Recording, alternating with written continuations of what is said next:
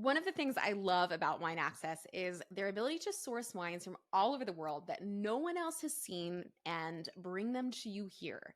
We call these direct imports, and while they are by far the most challenging wines Wine Access brings to you, they're often also the most rewarding. And this one is a perfect example of that.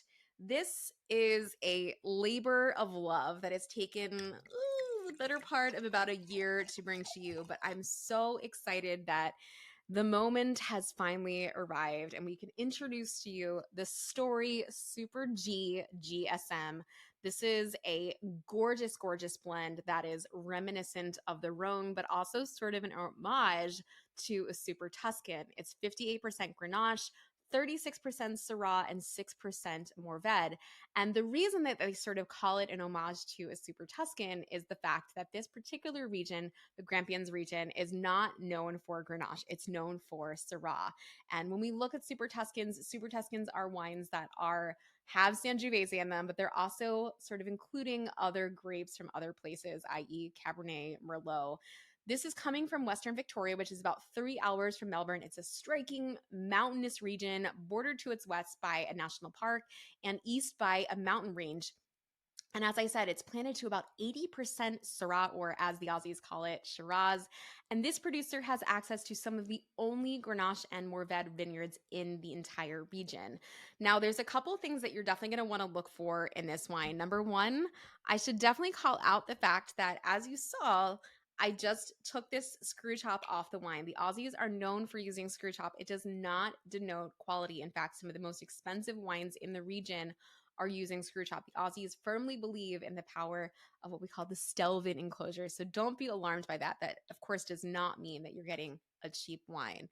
The other thing is that this wine is made in a way that is a little bit more minimalistic. So if Australian wines have not typically been a region that you gravitated towards before, because maybe you've had wines that feel a little heavy, a little over extracted, this is going to be a wine that I think is going to change your mind a little bit. This is a wine that really showcases not only the grape, but also the places that this is coming from. Right there on the nose, you're definitely going to notice first and foremost those great Syrah qualities that are just jumping out of the glass. Black olive, a little bit of black pepper, you're getting some roasted meats, a little bit of violet, and the Grenache is there. Even though it's dominating this blend, the Grenache definitely feels like a supporting character in the aromatics of this wine.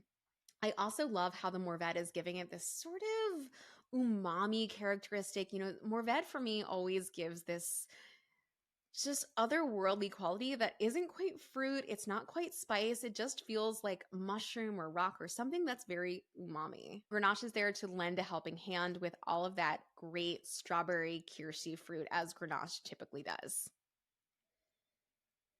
Now, on the palate, as I said, this is not going to be a super heavy, intense Syrah, Shiraz, Grenache blend as you sometimes see in Australia from some of the more popular producers. This is light, this is bright, and even though it's an homage to Super Tuscan and to the Rhone Valley, this is very much its own thing. This wine has been made with a very light hand, natural fermentations, only about 3 weeks on the skins, pump overs every other day.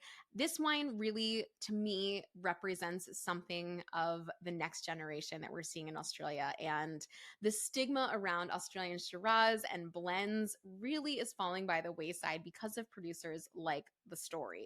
As I'm starting to revisit the nose, some of that like characteristic eucalyptus and menthol are coming out, which I really love, and you find in a lot of Australian wines. I think if there were one hallmark thing I always had to look for to determine whether or not a wine was from Australia or somewhere else in the New World, that eucalyptus, that menthol, that sort of minty characteristic is what you're normally going to find. And this wine is definitely got that. It's not the first thing that you'll notice, but it might be the fourth or fifth.